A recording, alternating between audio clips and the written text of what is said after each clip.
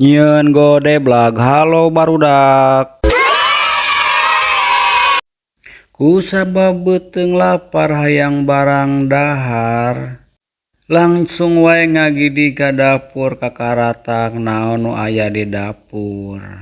Da kusabab geuninganan eueun naon-naon nya.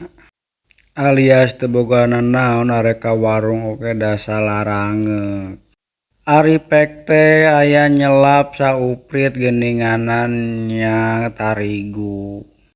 Nyaa da dimangpaatkeun wae sakieu oge.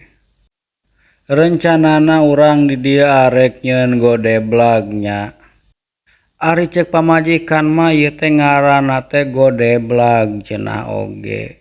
Tapi ari menurut urang mah ieu teh bangkerok nya.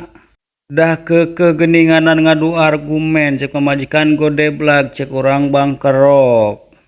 Tapi meureunan setiap lemur ge sok beda-beda nya ngaranna.